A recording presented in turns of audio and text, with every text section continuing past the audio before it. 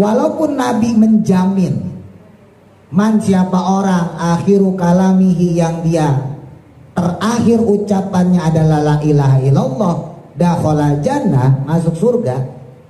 Tapi tidak ada jaminan orang yang fasik akan terus membawa imannya ketika dia mati, alias mati dalam keadaan husnul khotimah.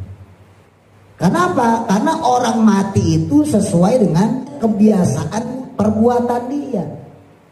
Bapak Ibu pasti pernah kaget kan ya?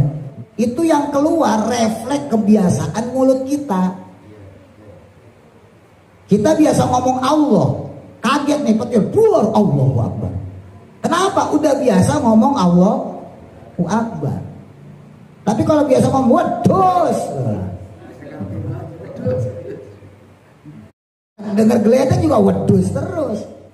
Nah coba, setelah menguburkan jenazah, disunahkan berada di tepian kuburan sebentar.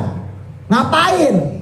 Foto-foto. Bukan, yas'aluna, yang mana disunahkan untuk mereka memintakan lahu untuknya, untuk si jenazah yang wafat tadi, atas bita dengan ketetapan iman, wa yastaghfiruna, dan memintakan ampunan lahu baginya. Ya paling gampang tahlil lah. Kalau emang kita gak bisa mimpin tahlil, ya udah minimal Fatihah terus doa. Ya, kalau meninggal laki-laki, ya udah Allah maghfir lahu warhamhu wa'afihi wa'fu anhu. Kalau perempuan, maka kita doanya Allah maghfir laha warhamha wa'afiha wa'fu anha. Kalau kita jamak sekalian, ya kakek nenek kita, ini saudara-saudara kita, ya udah kita langsungin Allah maghfir lahum warhamhum wa'afihim wa'fu anhum.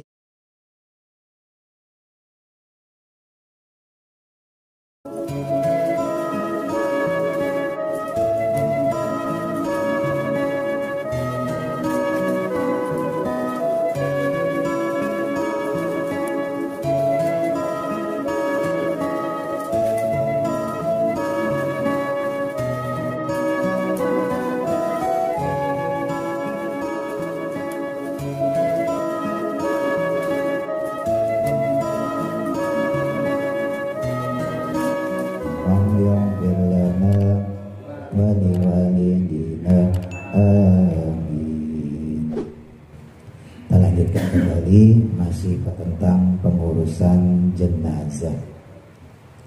Bismillahirrahmanirrahim. Qala musannifu rahimahullahu ta'ala wa nafa'ana bihi wa bi barakati ulumihi fi daraini amin. Wa yundabu, dan disunahkan. Sunnah itu punya kata banyak ya Pak. Bisa sunnah, bisa nafilah, bisa mandub, nadab, mahbub, itu artinya sama, sunnah. Ya, kalau wajib ada fardu, lazim, jazim, itu juga artinya wajib. Nah ini yundabu diambil dari kata nadbun. Nadbun itu artinya juga sama, sunnah. Disunnahkan ayyulaqona, untuk mentalkin. Mentalkin artinya membimbing, ya, membersamai. Muhtadharun, orang yang sakit keras, walau mumayyizan, walaupun baru tamyiz, alal aujahi, menurut beberapa qaul.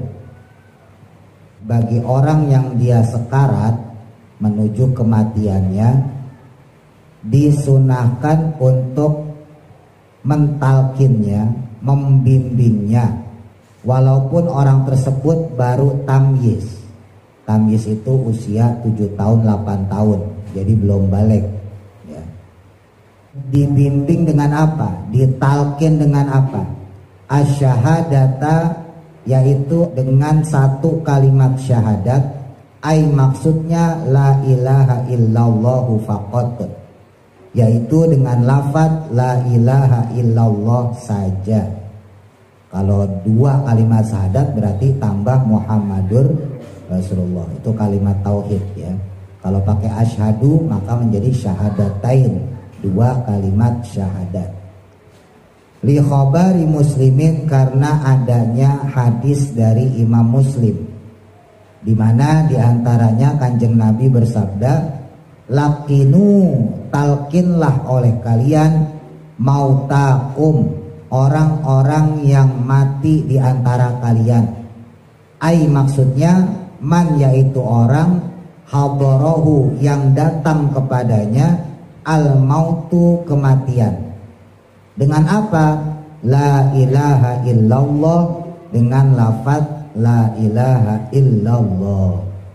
Ma'al khabari, beserta dengan adanya hadis as-sahihi, yang sahih. Man, adapun siapa orang, karena yang adanya dia, akhiru kalamihi, akhir ucapannya, ketika menjelang wafatnya kok terakhir dia ngucap la ilaha illallah, dengan kalimat la ilaha illallah, maka dakhala, masuklah dia al jannata, ke dalam surga. Jadi dipastikan orang tersebut akan masuk ke dalam surga. Ini janjinya Kanjeng Nabi. Ai maksudnya ma'al faizina, bersama orang-orang yang bahagia. Wa illa, dan jika tidak, seandainya nggak langsung masuk dengan hadis tadi, maksudnya apa? Fakullu muslimin, maka setiap muslim, semua orang Islam, walau fasiqan, walaupun dia fasik, maka yadkhuluha, akan masuk dia ke dalam surga. Walau ba'da adzabin, walaupun setelah azab. Ya, andai kata dia sudah melewati azab atau siksa di api neraka. Wa in qala, walaupun lama di sana. Ya, fasik itu ibadah enggak, maksiat jalan. Jadi kalau STMJ masih mending. Kalau kayak kita nih STMJ, sholat terus, maksiat jalan. Ya, kalau kita STMJ lah, bukan fasik insya Allah. Ya sholat ya sholat, ya nipu orang ya nipu. Ya. Sholat ya sholat, nyelatu bojo ya nyelatu bojo, biasa lah gitu ya. Nah, itu namanya STMJ. Jadi kita melaksanakan ibadah juga, tapi juga melakukan keburukan. Ya. Nah, ada yang lebih parah, fasik. Fasik itu sholat enggak, ngaji enggak, kerjaannya ngomongin orang, pokoknya bejat lah. Andai kata dia seorang muslim, akhiru kalamihi, yang terakhir ucapannya dia la ilaha illallah, maka dakhalal jannah, dia bakal masuk surga. Nah, cuman dibatasin tadi di sini, andai kata dia punya dosa, ya tentunya dibersihkan dulu dosanya, ya, dicuci dulu di dalam neraka. Ya, tentunya nanti sesuai amal perbuatan dia. Ya, kalau dosanya banyak, ya berarti otomatis di nerakanya lama. Ini kalau bicara kayak gini hati-hati juga ya.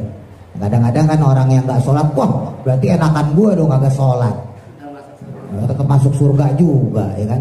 Nggak usah ngaji, nggak usah sholat, nanti juga sama-sama masuk surga. Ingat, satu yang pertama, satu harinya di dunia itu bisa sampai 1000 tahunnya di akhirat.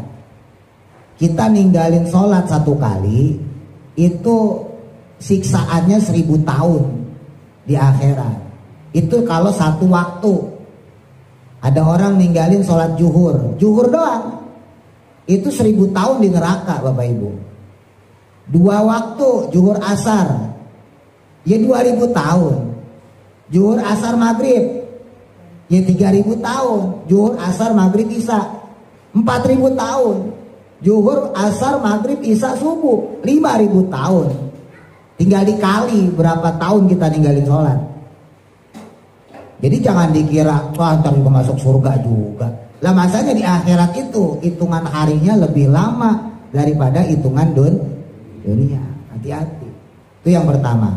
Ya. Terus yang kedua, walaupun Nabi menjamin, man siapa orang akhiru kalamihi, yang dia terakhir ucapannya adalah la ilaha illallah, dakhalal jannah, masuk surga. Tapi tidak ada jaminan orang yang fasik akan terus membawa imannya ketika dia mati, alias mati dalam keadaan husnul khotimah.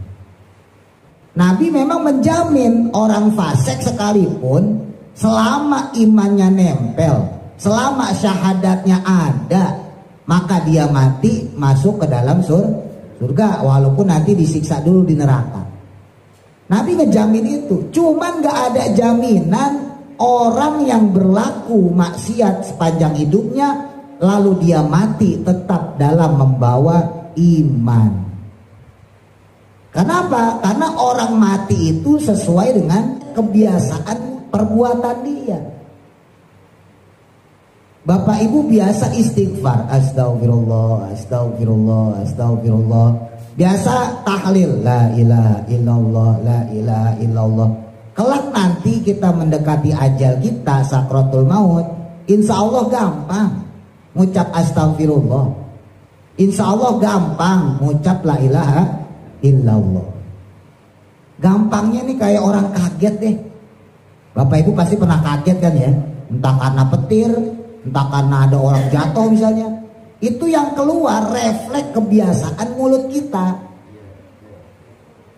Kita biasa ngomong Allah, kaget nih petir, buar Allahu Akbar. Kenapa? Udah biasa ngomong Allahu Akbar. Tapi kalau biasa ngomong waduh, dengar geletek juga wedus terus. Nah coba kira-kira malaikat maut datang tuh ngasih tahu nggak sih? Malaikat Israil nyabut nyawa manusia tuh ngasih tahu nggak? Besok saya datang ke tempat kamu, saya cabut nyawa kamu. Ngasih tahu nggak? Nggak ada yang ngasih tahu. Malaikat maut, malaikat Israil itu datang tiba-tiba, datang ngagetin. Kalau hal yang kecil saja, suara geledek misalnya, suara petir, atau ada orang jatuh, atau pintu ketutup dengan kencang, itu bisa membuat refleks seseorang mengeluarkan kata-kata yang biasa dia ucapkan. Kalau biasanya baik ya ucapan yang keluar baik, kalau biasanya buruk ya keluarnya juga buruk. Itu padahal sepersekian detik kita masih bisa mikir. Sepersekian detik tetap Bapak Ibu kita masih bisa mikir. Ada geledek misalnya duar, kita masih bisa mikir walaupun cuma sepersekian detik. Tapi tetap ada fungsinya otak. Astagfirullah. Sementara malaikat maut datang kepada kita, malaikat Israil datang kepada kita, nggak ada kesempatan kita untuk mikir. Maka yang keluar adalah kebiasaan kita. Nah itulah fungsinya kita juga hadir di majelis zikir. Kita hadir di majelis sholawat. Untuk apa? Untuk membiasakan. Tapi ya cuma sampai di situ, tetap zikir pun perlu ilmu, sholawat pun perlu ilmu. Zikir tok, sholawatan tok, ya ilmu kagak punya. Istinja asal-asalan, cebok asal-asalan, wudhu asal-asalan, sholat salah semua. Sholat ya saknae, ngaji ya seisone, misal gitu kan. Jangan, tetap kita harus maksimal dalam beribadah. Bukankah kita pengen kita mati dalam keadaan husnul khotimah? Kan pengen ya. Nah makanya capek-capekin dalam ibadah. Dan ibadah yang biasa kita lakukan itu membawa kebiasaan kita. Nah disitulah pentingnya ilmu ya. Kalau kita cuma ngandelin zikiran, sholawatan, maaf, tahu dari mana adabnya, tahu dari mana ilmunya. Padahal halal haram itu bisa kita ketahui lewat ilmu. Wajib, haram, makruh, sunnah, mubah itu bisa kita ketahui lewat ilmu. Bukan cuma modal zikiran, bukan cuma modal sholawatan. Zikiran, sholawatan dapat pahala kita, melatih bibir kita, melatih lisan kita. Tapi itu nggak menambah input ilmu kita. Dasarnya bodoh ya, mau sholawatan 1000 kali tetap bodoh ya. Dasarnya bodoh, mau 1000 kali zikiran tetap bodoh. Nggak gara-gara zikiran, sholawatan terus jadi pinter loh. Kalau kayak gitu nggak ada ulama yang ngajar ngaji, zikiran aja terus ya. Jadi pentingnya zikir, pentingnya sholawat itu tujuannya untuk menunjang dari ibadah kita. Ibadahnya dibagusin, kemudian diikhlasin lewat zikir dan sholawat. Jangan dibalik, zikir sholawat dimenangin, ilmunya kagak ada. Nah, akhirnya dinasehatin malah merasa benar sendiri. Wah, itu zaman sekarang. Ya. Ya, jadi masuk ke dalam neraka, nauzubillah ya. Walaupun beberapa lama, tapi tetap nanti kalau seandainya imannya ada ya diangkat ya, diangkat ke dalam surga. Yo boh kapan ya? Ya udah gosong kali kan? Wah kita mah duluan ke surga kan? Ya, terus ada orang lewat, ini kayaknya kenal nih orang RT 11 ini. Wa qaulu jam'in, dan ucapan daripada sekelompok ulama, yulaqonu ditalkin juga Muhammadur Rasulullah aidon dengan lafaz tambahan yaitu Muhammadur Rasulullah juga. Jadi ada juga sekelompok ulama yang berpendapat ya jangan la ilaha illallah doang dong. Ya, tapi tambahin juga la ilaha illallah Muhammadur Rasulullah. Kenapa? Li'annal qasda, karena sesungguhnya bertujuan mautuhu kematiannya itu alal islami atas keislaman, walayu sama dan belumlah sah disebut musliman sebagai muslim illa bihima kecuali dengan dua kalimat tadi. Lah bukankah orang nggak bisa disebut muslim kalau dia cuma ngucap la ilaha illallah, karena sepaket gitu ya, sepaket Muhammadur Rasulullah. Nah gimana nih jawabannya? Maka pendapat yang seperti ini itu mardudun, ditolak. Nah justru sama sebagian ulama ditolak. Kenapa? Bi annahu, karena sesungguhnya dia, maksudnya mayit itu muslimun, ya sudah muslim. Lah sekarang kan kita nalkinin orang yang sudah muslim, kecuali yang kita talkinin orang kafir, maka pakai la ilaha illallah Muhammadur Rasulullah lengkap ya. Berhubung yang kita talkinin adalah orang Islam, maka nggak butuh untuk menjadikan dia Islam lagi, orang dia sendiri udah Islam, maka kita talkinkan saja dengan lafaz la ilaha illallah.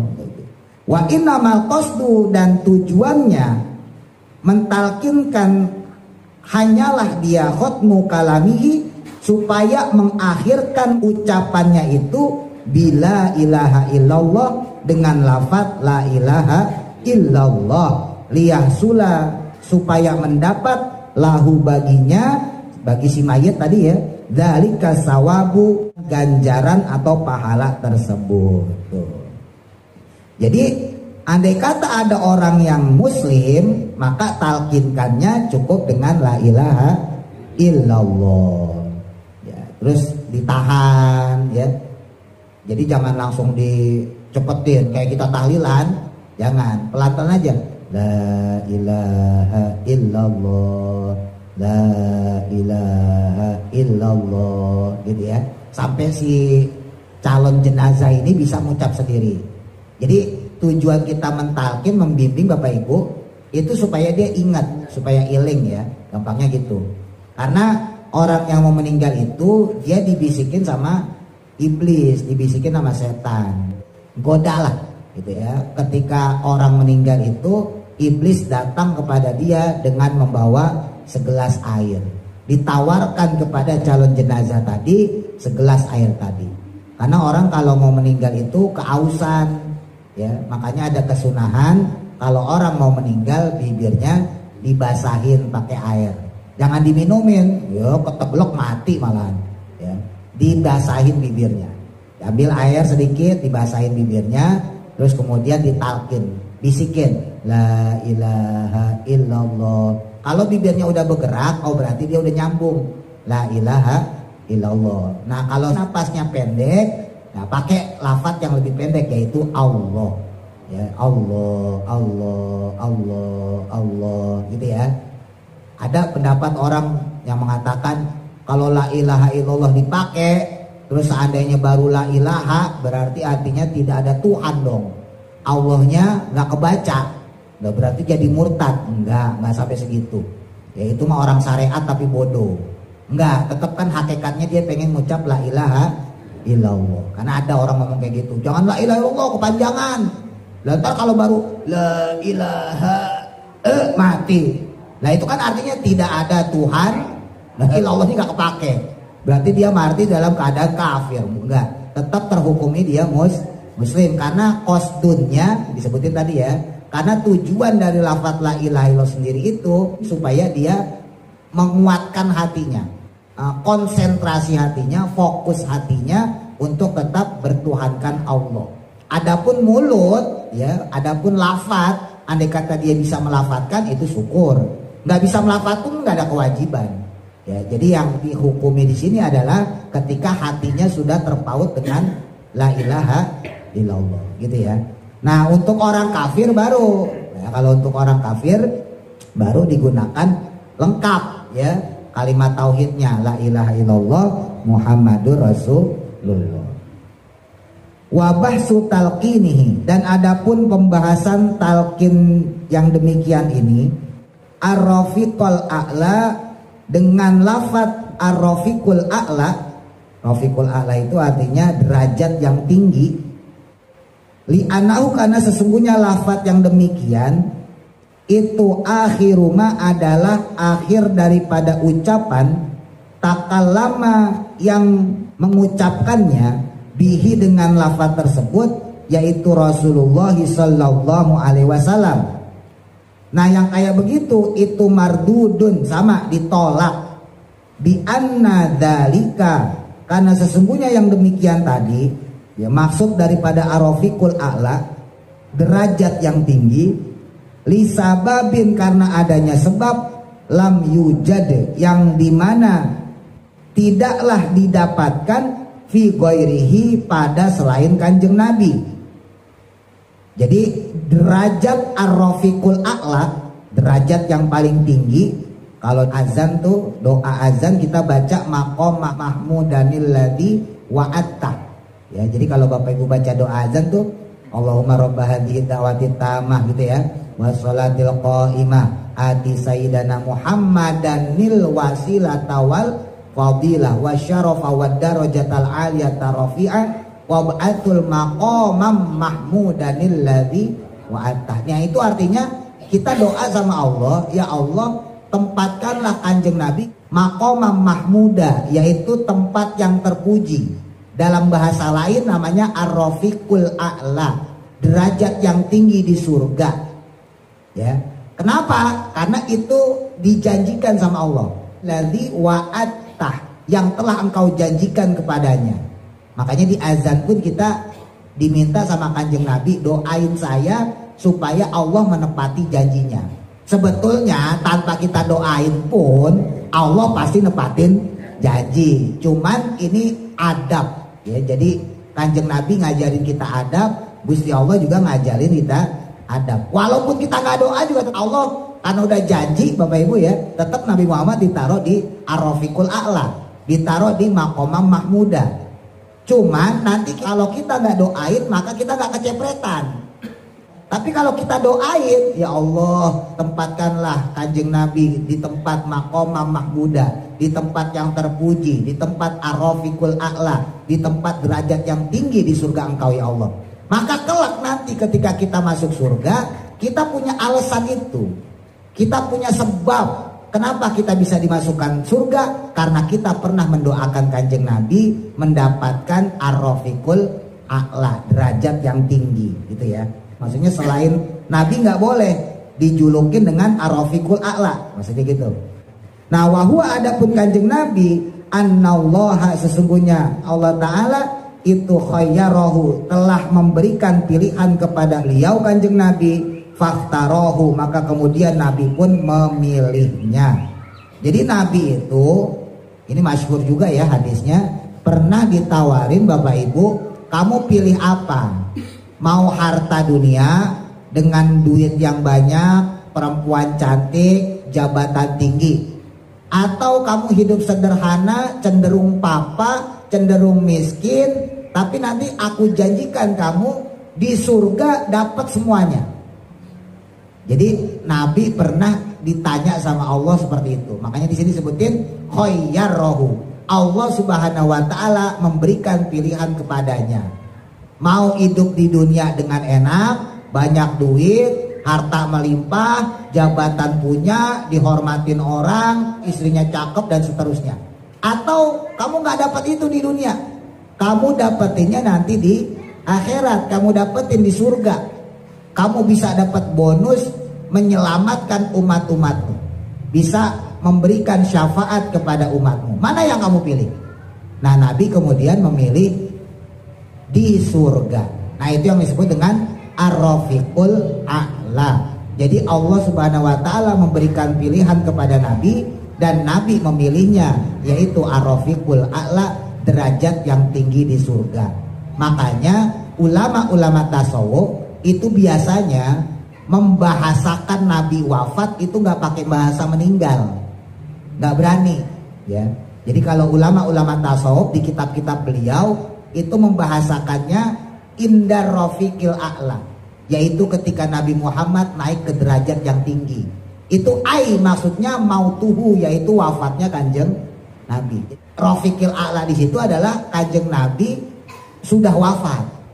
Cuman orang-orang tasawuf nggak berani menyebutkan mautu Nabi, kematiannya kanjeng Nabi, wafatnya kanjeng Nabi, nggak berani. Saking adabnya kepada Nabi, maka beliau ngomongnya inda rafiqil a'la atau murtafiqil a'la, ketika Nabi naik kepada derajat yang tinggi. Yang dimaksud di situ adalah wafat. Nah, kata rafiqil a'la tadi hanya dikhususkan kepada Nabi, ya. Untuk orang-orang biasa, orang-orang soleh misalnya, maka para ulama memperbolehkan menggunakan kata rahmat. Jadi ada kata ada orang meninggal, maka boleh kita pakai telah berpulang ke rahmatullah. Jadi dasarnya seperti itu ya, biar tahu nih. Ya lagi-lagi ngaji itu kan mengilmukan kebiasaan kita. Selama ini kan Bapak Ibu taunya ya ngumumin telah berpulang ke rahmatullah kan gitu doang. Ya itu ada kesunahannya memang. Kalau untuk kanjeng Nabi bahasanya rafiqil a'la. Untuk orang soleh biasa maka digunakan kata rahmat. Telah berpulang ke rahmatullah. Ya. Atau kalau misalnya orang biasa lagi nggak pati-pati soleh amat, ya telah meninggal dunia. Makanya jangan sampai orang kafir dibilangin telah berpulang ke rahmatullah. Itu jelas bukan rahmatullah itu. Ya kan kadang-kadang maaf ya, secara sosial kita suka kebablasan. Ada tetangga kita kebetulan orang kafir meninggal. Biasanya orang meninggal diumumin di musola di masjid. Lah kalau orang muslim, inna lillahi wa inna ilaihi rajiun, kan gitu. Telah berpulang ke rahmatullah. Muslim, orang Islam. Tapi kalau orang kafir jangan. Orang kafir telah berpulang ke rahmatullah. Ya. Oh gitu namanya. Nah kan kagak pantas. Ya. Kenapa? Karena kalau untuk orang kafir itu jelas-jelas tidak mendapatkan rahmat. Gak dapat rahmat, gak dapat makfirah ketika dia meninggal dalam keadaan kafir. Kecuali dia meninggalnya dalam keadaan mu'alaf ya, beda lagi. Nah jadi titel Ar-Rafiqul A'la itu khusus untuk kanjeng Nabi. Titel rahmat itu disematkan kepada orang-orang muslim. Jadi kita diperbolehkan menggunakan kata rahmat ya, telah berpulang ke rahmatullah. Wa amal kafiru, dan adapun untuk orang kafir, fayulaqanuhuma, maka mentalkinkan dengan dua kalimat syahadat qat'an secara qat'i, secara pasti, ma'alafdi asyhadu, beserta lafaz asyhadu. Jadi jangan la ilaha illallah Muhammadur Rasulullah doang. Jangan pakaiin asyhadu alla ilaha illallah. Kan asyhadunya artinya saya bersaksi. Ya, karena kalau pakai la ilaha illallah Muhammadur Rasulullah doang berarti belum termasuk syahadah, belum termasuk persaksian. Justru intinya itu ada di kata asyhadu. Asyhadu artinya saya bersaksi, baru lanjutin asyhadu alla ilaha illallah wa asyhadu anna Muhammadar Rasulullah.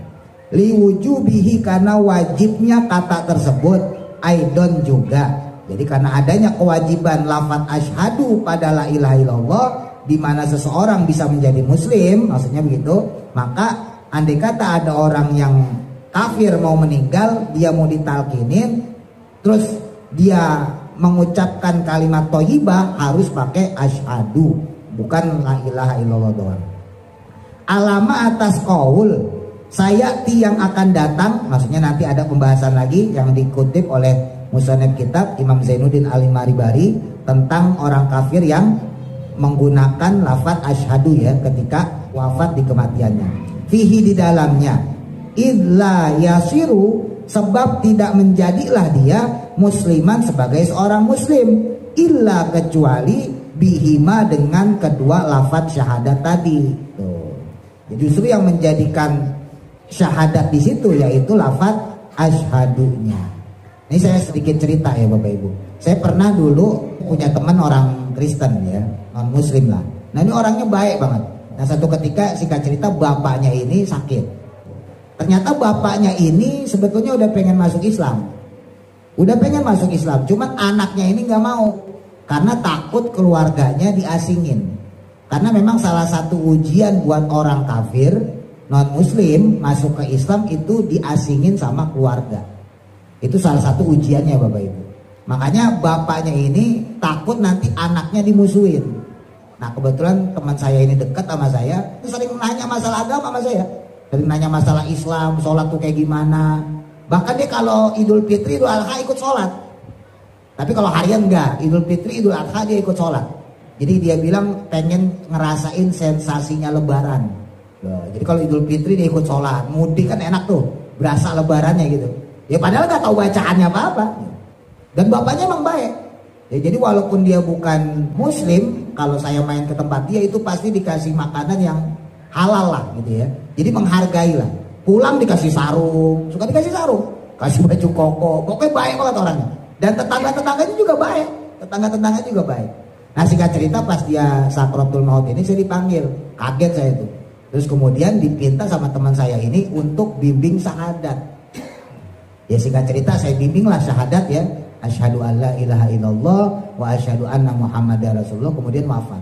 Nah ini saya jadi teringat ucapannya Imam Al-Ghazali rahimahullah. Orang yang dia baik kesehariannya, maka bisa jadi walaupun dia orang kafir diberikan hidayah di ujung kematiannya. Ya, syaratnya tuh baik. Ya, syaratnya baik sama sesama. Intinya hablum minanas lah, gampangnya gitu ya. Hablum minanasnya bagus. Orang yang hablum minanasnya bagus, walaupun dia nggak punya catatan hablum minallah, lawang kafir. Mana ada catatan hablum minallahnya? Sholat kagak ada, puasa kagak ada, zakat kagak ada, orang kafir. Tapi hablum minanasnya bagus. Sama tetangga tegur sapa, ya, sama saudaranya akur, sama teman-temannya juga baik. Pokoknya gak ada masalah. Maka orang seperti ini kata Imam Ghazali seringkali sama Allah diberikan hidayah di ujung kematiannya. Saya baru sadar itu. Oh iya mungkin berkat ini orang baik kali. Saking dia baiknya Allah nggak mau dia nanti diazab. Dia kan gini, ketika ada orang baik nih Bapak Ibu ya, ada orang baik nih, tapi dia kafir. Nanti dia masuk neraka. Nanti di neraka dia akan bertemu dengan orang kafir yang jahat. Nanti akan ngomong sama si orang kafir baik ini, ah kamu percuma di dunia baik, mendingan jahat kayak saya sekalian, korupsi, ya, makan makanan yang haram gitu ya, pokoknya berbuat jelek lah. Kamu baik sama tetangga, baik sama saudara, baik, percuma sama-sama masuk neraka sama saya. Jadi Allah tuh gak senang kalau orang kafir yang baik itu diginiin. Makanya sebelum dia wafat diberikan hidayah sama Allah. Ya nanti juga orang muslim itu di neraka juga begitu Bapak Ibu. Makanya tadi disebutnya sama Kanjeng Nabi, walaupun dia nanti disiksa di akhirat, tetap dia diangkat untuk dimasukin ke surga. Karena nanti di akhirat itu akan berdampingan orang kafir sama orang muslim. Ditanya orang muslim, kenapa kamu masuk neraka? Kok sama saya? Kata orang muslim, iya saya kagak sholat, kagak ngaji, gak tahu ilmu. Sekalinya sholat asal-asalan, sekalinya sholat pamer, ria, sekalinya ibadah pengen dianggap soleh, saya gak bisa apa-apa. Nah kata orang kafir nih, oh, berarti mendingan saya dong, mendingan saya gak usah sholat sekalian. Nah Allah tersinggung ketika orang Islam digituin sama orang kafir, tersinggung Allah. Maka kemudian malaikat disuruh ngangkat si orang Islam tadi. Wahai malaikat Zabaniyah, penjaga neraka, angkat itu orang Islam, angkat dia masukin ke dalam surga. Ketika dilepaskan sisanya, azabnya diangkat, maka kemudian orang kafir ini ngomong, itu kok orang enak banget, siksanya dilepas, kok azabnya dilepas. Maka si orang Islam ini ngomong, karena masih ada syahadat di dalam diri saya, masih ada keimanan di dalam diri saya, makanya saya diselamatkan sama Allah. Nah, apa kata orang kafir?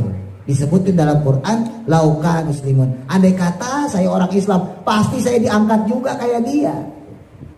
Jadi orang kafir di saat itu bergumam, berandai-andai, andai saja saya orang Islam. Nah, balik lagi nih. Jadi kata Imam Ghazali, orang kafir itu kalau dia kelakuannya bagus, bisa jadi di penghujung umurnya diberikan hidayah masuk Islam. Gitu. Tapi sebaliknya, andai kata ada orang kelakuannya buruk, ngakunya orang Islam, sholat kagak, ngaji kagak, sekalinya ngaji, sekalinya sholat, pengen dipandang alim, pengen dipandang soleh, kerjaannya buruk, ngatain orang, mulutnya jelek. Lah ini kan kalau pakai ukuran matematik tadi, harusnya neraka terus dimasukin ke dalam surga, harusnya begitu. Cuman Allah juga sebel juga orang kayak gini. Ya nauzubillah ya, akhirnya menjelang wafatnya diangkat keimanannya, dicabut keislamannya, maka dia mati dalam keadaan kafir. Dia tetap dimandiin, tetap disolatin. Orang-orang nyakanya dia mati dalam keadaan muslim, tapi hakikatnya dia mati dalam keadaan kafir. Nah, kata Imam Ghazali, orang yang pertama yang dia orang kafir tapi dia meninggal dalam keadaan muslim, itulah orang yang beruntung. Tapi syaratnya tadi ya, hablum minanasnya bagus. Makanya lihat deh Bapak Ibu, rata-rata orang kafir yang baik ya, orang kafir yang baik rata-rata menjelang wafatnya, usia sepuhnya, biasanya masuk Islam. Tapi kalau orang kafir yang jahat, ya babi doyan, anjing doyan, ya kerjaannya jelek, biasanya itu sampai mati ya kafir udah. Tapi kalau yang udah mulai ninggalin, ya sama tetangga baik, sama saudaranya baik, sama orang Islam baik, biasanya masuk Islam. Itu yang disebut ya kafirun indanas wa muslimun indallah. Kadang-kadang orang kayak gitu bersyahadat tapi orang nggak ada yang tahu, maka dia kafir menurut orang-orang tapi muslim bagi Allah. Di sisi lain ada orang Islam kelakuannya bejat, sholat kagak, ngaji kagak, tukang nongkrong, mati. Ya, kita nganggapnya muslim, kita mandiin, kita sholatin, kita yasinin, kita tahlilin. Muslimun indanas, kafirun indallah. Menurut manusia dia muslim, tapi bagi Allah dia orang kafir. Nauzubillah.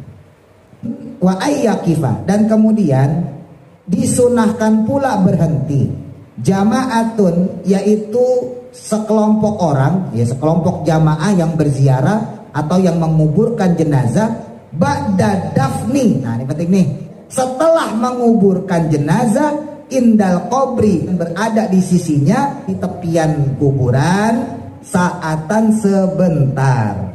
Setelah menguburkan jenazah, disunahkan berada di tepian kuburan sebentar. Ngapain? Foto-foto?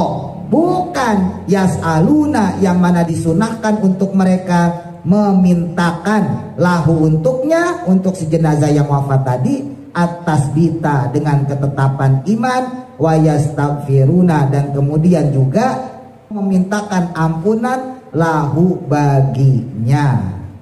Nah, jadi disunahkan juga buat orang yang menguburkan jenazah berhenti sejenak, ya, bacain doa supaya orang ini diberikan ketetapan iman dan dimintakan ampun. Ya paling gampang tahlil lah, ya doa. Makanya saya bolak-balik ngomong Bapak Ibu, kalau kita ziarah, kalau emang kita gak bisa mimpin tahlil, ya udah minimal Fatihah. Ya syukur-syukur baca tahlil ya. Kalau gak bisa ya udah minimal Fatihah terus doa. Ya, kalau meninggal laki-laki ya udah Allahumma ighfir lahu warhamhu wa'afihi wa'fu anhu. Kalau kita ziarahnya ke makam yang perempuan, maka kita doanya Allahumma ighfir laha warhamha wa'afiha wa'fu anha. Kalau kita jamak sekalian, ya kakek nenek kita jamak semuanya, saudara-saudara kita, yaudah kita langsungin Allahumma ighfir lahum warhamhum wa'afihim wa'fu anhum. Jadi ada kesunahan. Nah makanya ada beberapa petua dari ulama-ulama ketika dikubur itu sudah terhitung hari pertama. ya malam pertama dia. Makanya supaya nggak terlalu capek, malamnya nggak usah bikin yasinan lagi.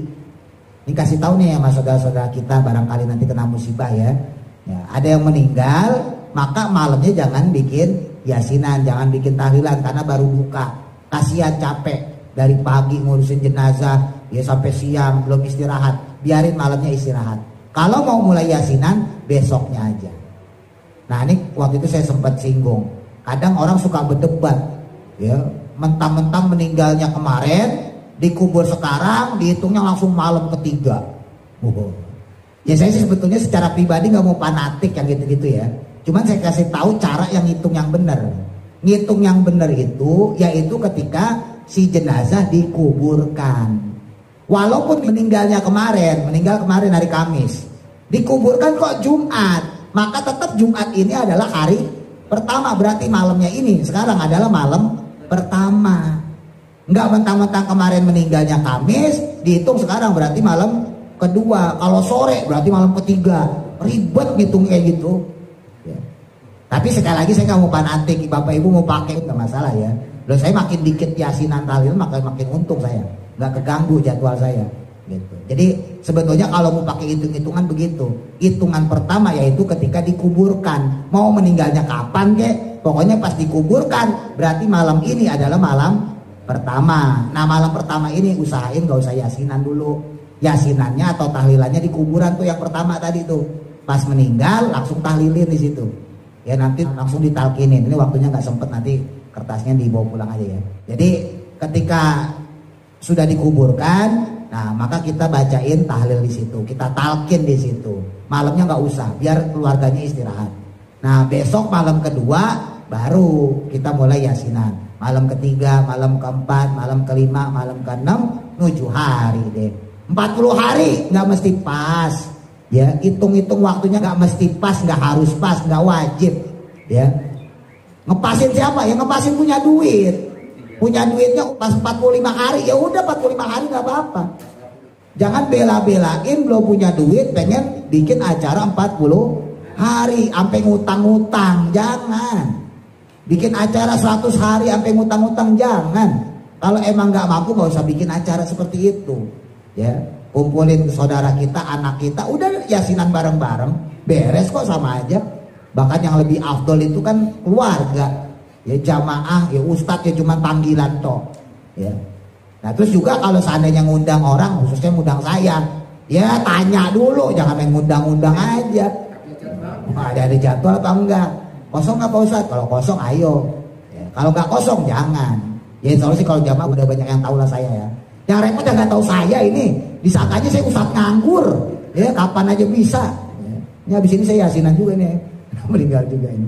Ya, jadi disesuaikan sama budgetnya. Kalau memang punya uang jalanin, ya niatin sodakonya dihadiahkan untuk almarhum yang kita doain, gitu ya. Tapi kalau emang nggak punya duit, ya udah nggak usah maksain, ya. Karena yang seperti itu sebetulnya hukumnya juga nggak wajib, gitu ya. Wallahu a'lam. Mudah-mudahan manfaat. Al-Fatihah.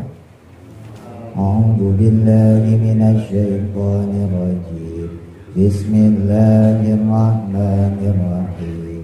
Alhamdulillahi rabbil alamin.